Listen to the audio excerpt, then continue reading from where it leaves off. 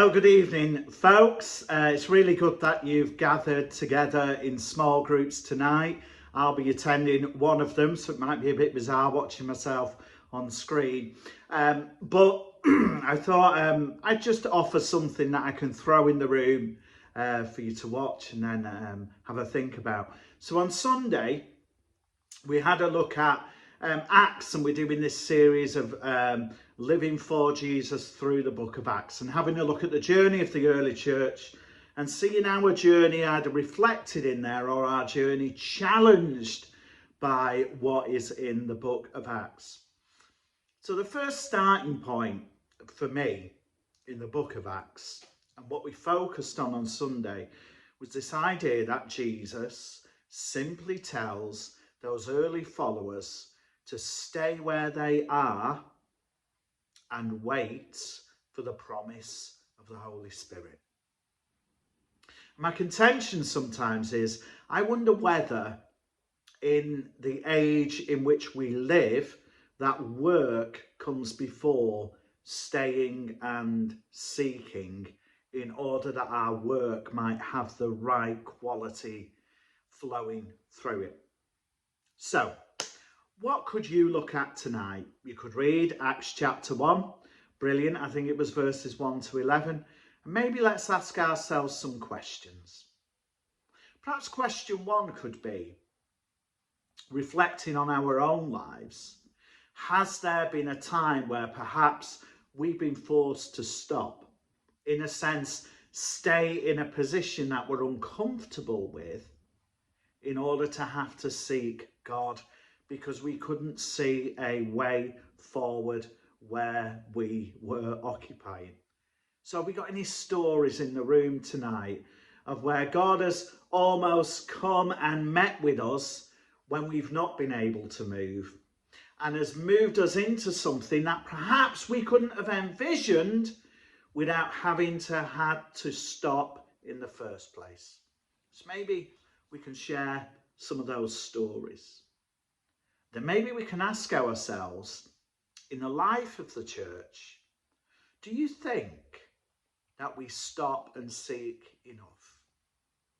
Or do you think we are too earnest to produce works and tick boxes to make our own egos feel satisfied that we're doing church according to what traditional ways of church have told us? How are we going to get our lives and our church back in tune with the Holy Spirit? So how are we going to do that? And what's stopping us? What stops us from stopping, staying and seeking? What does that? Because the first port of call with Jesus was, I need to give you something that you don't have within yourselves, and you must stay where you are and you must wait. There is a promise, but you must stay and wait. So what stops us being a church that is much more deeply rooted in this way of seeking the Holy Spirit? That could be our next goal. Could also ask, are there things that we are doing that we need to stop doing, press pause and seek God about? Have a chat about that.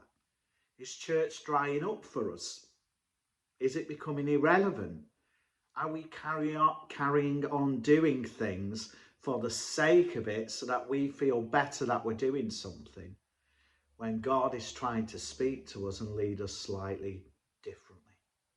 So let's have a think about those things together. Number 1, when was the time in your life where you was forced to stop and seek God and God came through? And number 2, what is it that stops us as church from heeding the call to stop? Stop and seek. I think there was another S, but I've just forgot the other S there. What gets in the way? And what can we do about what gets in the way of stopping us being a community led by the Holy Spirit? And what things do we need to perhaps reintroduce or think about again that would make us a community that is more marked by the power and presence of the Holy Spirit. So the works which we do, just as Jesus said, are the works that the Father is already doing all around us. So let's have a think about that tonight in amongst your cups of teas, and feel free to digress, talk about something else, or you might have slightly different thoughts about Sunday. So bring them to the fore, discuss, be led by the Holy Spirit, don't be bound by me, but have a great night together, a night where we can enrich one another, encourage one another, and go deeper in our faith with Christ. God bless you all, and see you on Sunday.